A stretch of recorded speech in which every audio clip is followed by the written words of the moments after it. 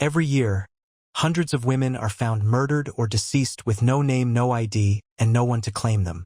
They become known only by what they were found with: a tattoo, a shirt, a piece of jewelry. In death, unfortunately, they lose even the dignity of identity. Welcome to Tales Unknown. Here are 5 haunting Jane Doe mysteries. Smurfette Jane Doe. The reason they called her Smurfette Jane Doe is because that's all they had.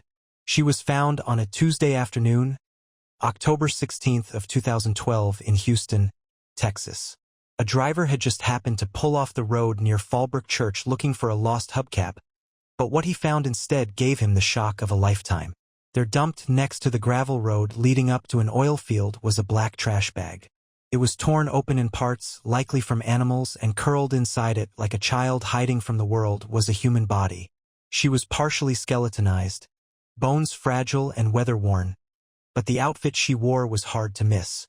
A turquoise t-shirt with Smurfette on the front and the phrase, "He smurfs me. He smurfs me not." Beneath it, adult lingerie, pink underwear, and a black bra. That contrast of the innocence of a cartoon and the implication of exploitation added another sinister layer to the whole case. She was brought in, and so began the process of identifying who she really was and then hopefully discovering the truth behind what happened to her. The medical examiner estimated she'd been dead for at least 3 weeks, maybe longer, but likely she was killed sometime in September.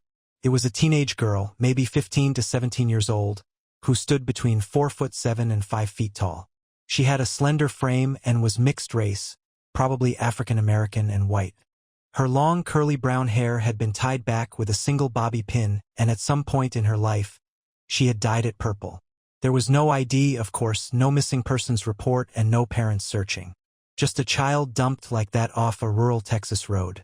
But her body told a story, even if her name didn't.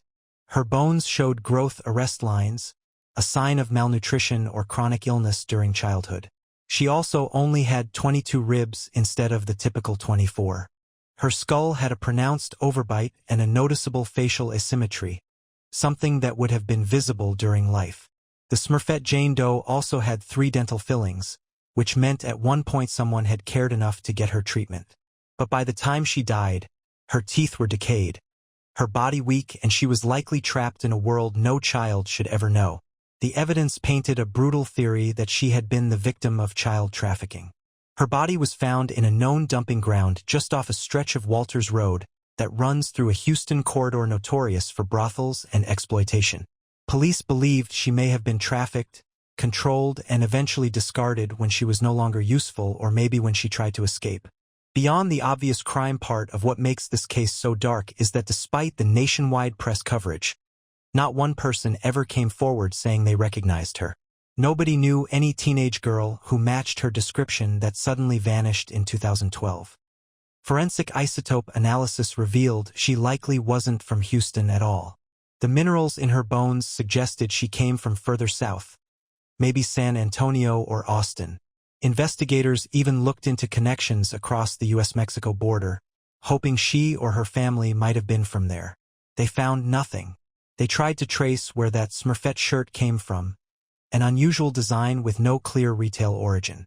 They cross-referenced her dental work, consulted missing persons reports nationwide. They actually ruled out at least 17 possible identities of known missing persons and never figured out who she really was. Eventually, they buried her in an unmarked grave in Harris County Cemetery. The National Center for Missing and Exploited Children still lists her case as active, but more than a decade has passed.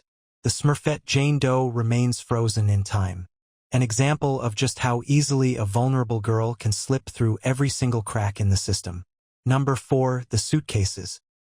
Gruesome murder, a cover-up, and new discoveries all coming to light now in a nearly 45-year-old cold case. 5 days before Christmas back in 1976, a young boy was playing near a bridge in Whitehaven, Pennsylvania. The snow covered the landscape, which is why when he looked down he noticed 3 black dots that caught his eye. These were suitcases that had apparently been tossed from 300 feet above. And 2 of them had landed in the woods. One made it to the riverbank. The boy really wanted to know what was inside them. He told his parents about the find, who in turn told the police. And when they opened them, they found body parts. Human flesh wrapped in a waterlogged bedspread and pieces of old newspaper. The New York Sunday edition from September, in fact. And there was a severed torso, legs, a head, and something else. A full-term fetus of a baby girl who never got to take a breath. Now something like this doesn't scream random act of violence. No, this was rage, revenge, and probably a bit of both. The mother's nose, breasts, and ears had been sliced clean off, and those were never recovered. She'd been strangled, and that's how she died. But after that, the killer shot her in the neck just to make sure. The body was then cut with a serrated blade, deliberate but not surgical, and clean enough to suggest experience but not enough to suggest control. She was young, they figured out that much, maybe 16 to 20 years old. About 5 feet tall. She weighed around 145 pounds, maybe a bit more because of the pregnancy. She had dark brown hair and 2 moles on her face, one above her eye, the other on her cheek. But no one knew who she was. They fingerprinted her, but she wasn't in the system. Then they checked dental records across the US and Canada. Still nothing showed up. And so she became Jane Doe. Eventually they named her Beth Doe. With no leads coming in, eventually her body was buried in '83. Unclaimed, it was all but forgotten until the case was reopened in 2007. That year her remains were exhumed and isotope testing was done on her bones and hair. For years investigators believed she might have come from Central Europe, maybe Croatia or Serbia, and immigrated to the US as a child. That turned out to be wrong. She was from the US, but no one could say why she hadn't been reported missing or why no one had come looking. Over the years police chased dozens of leads.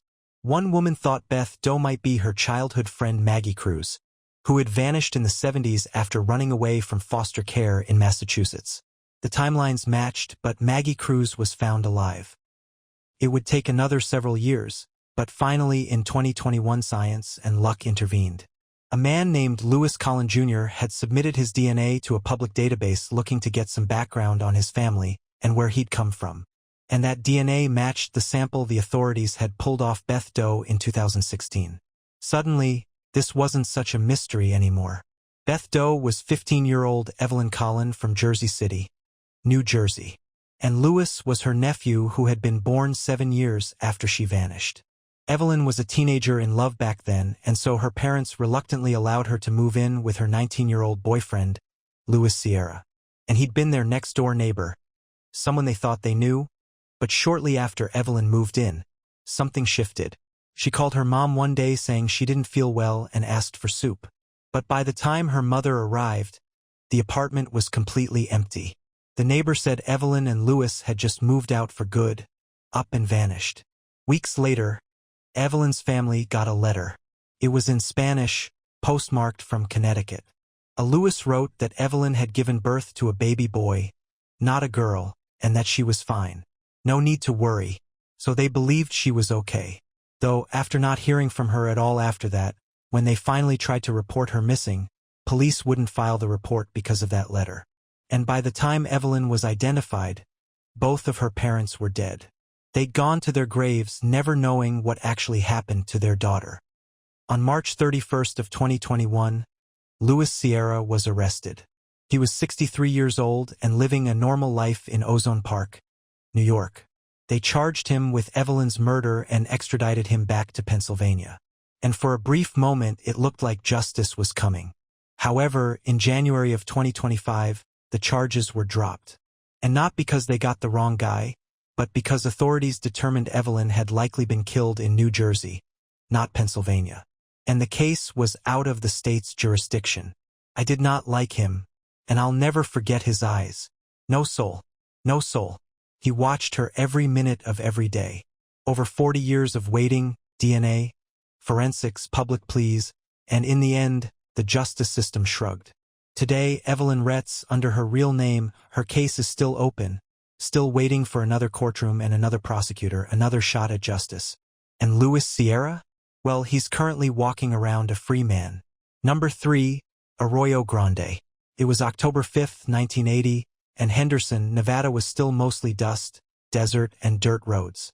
Just south of State Route 146, 2 brothers. One of them an off-duty cop, were driving along a remote path when they spotted what looked like a mannequin. They rolled up and got a closer look, and that's when they could clearly see it was not made of plastic. This was a young woman, nude, lying face down, posed, and she had been killed less than 24 hours earlier. Multiple wounds to the back of the head suggested blunt force trauma that looked like it had been inflicted with some sort of hammer.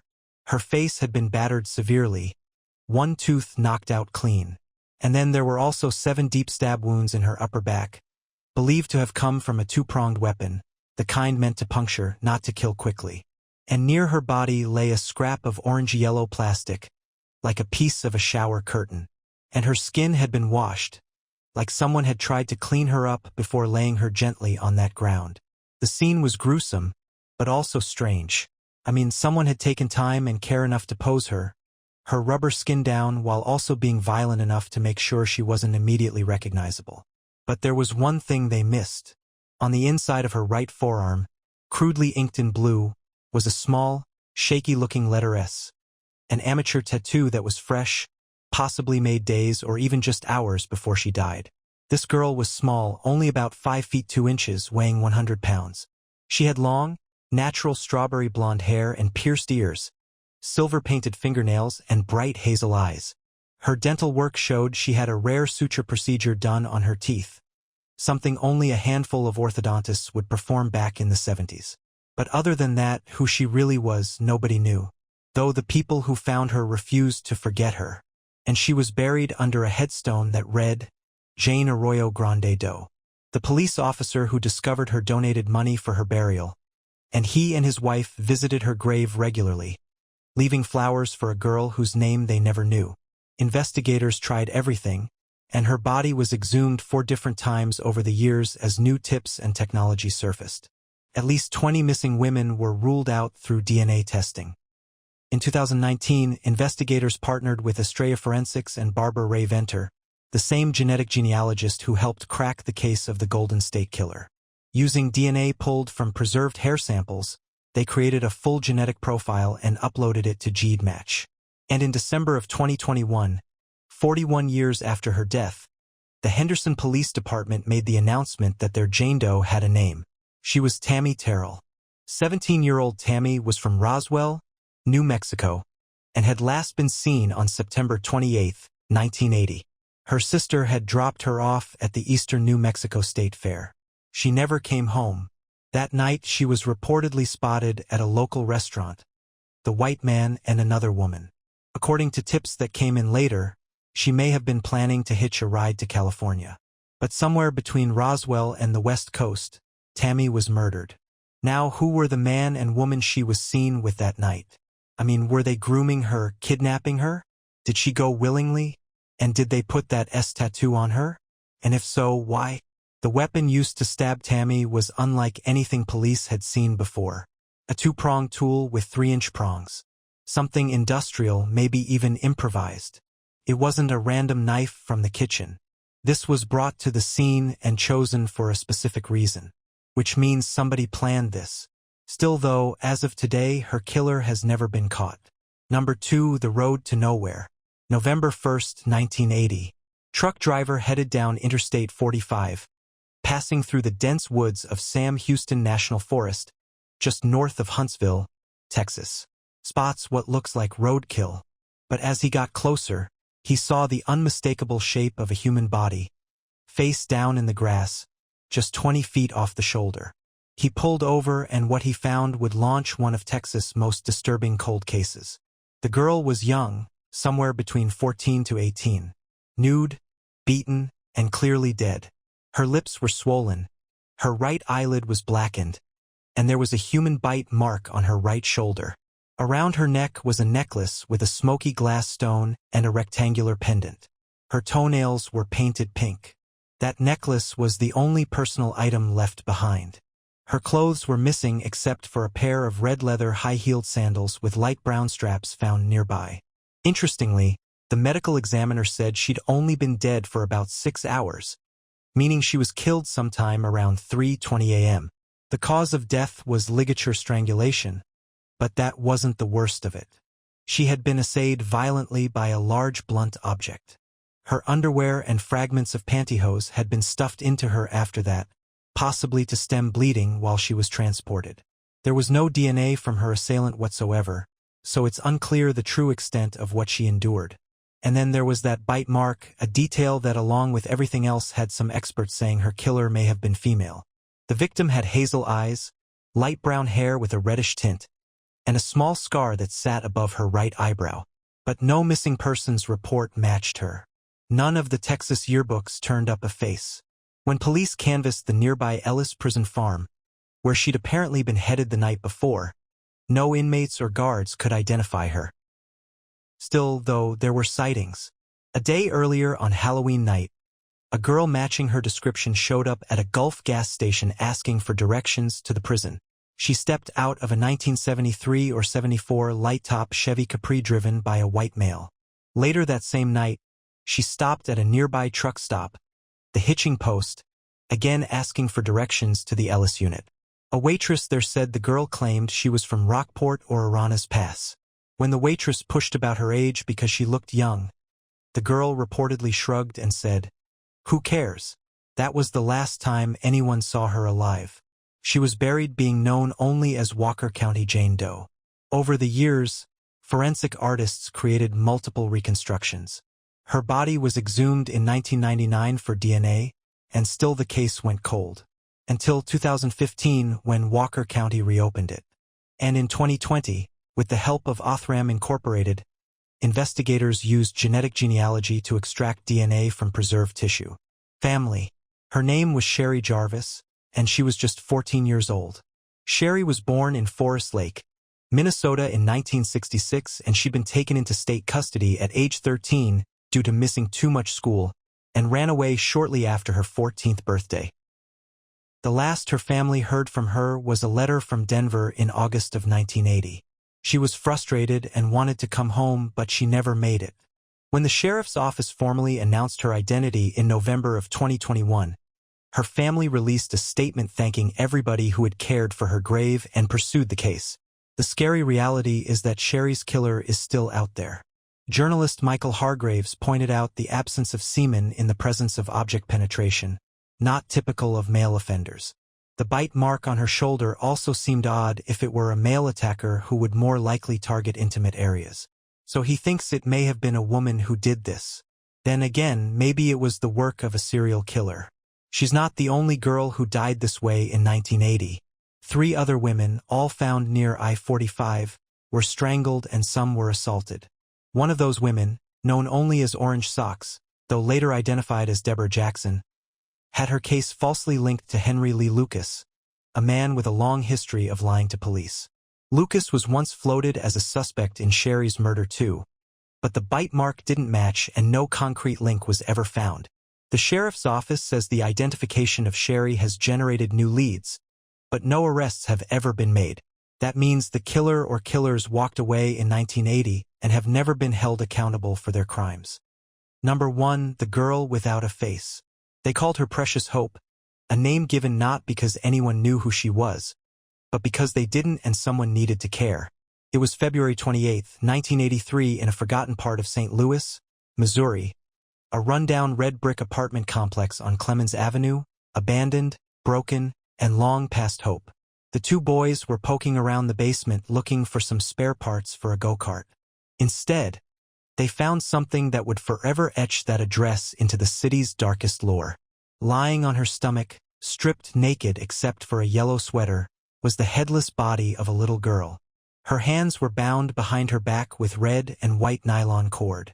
There was no blood at the scene, no splatter or stains, just a poor little kid's body. And whoever left her there didn't kill her there.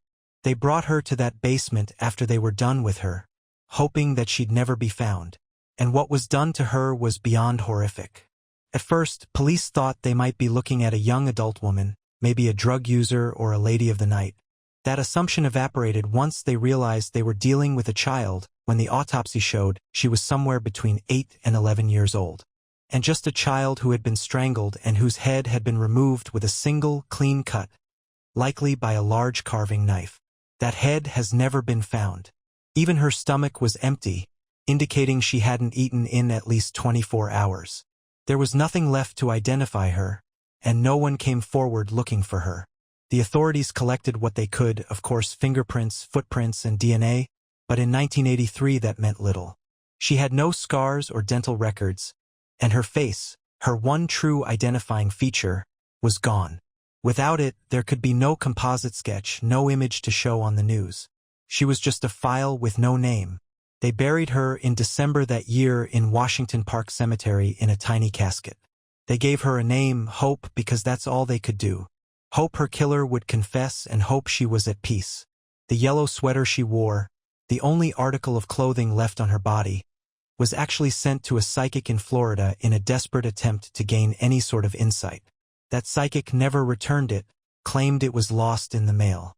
So one of the few pieces of potential evidence in one of the city's most brutal child murders vanished because someone mailed it to a psychic. Over the years, several missing girls were considered as possible matches, but all were ruled out one by one.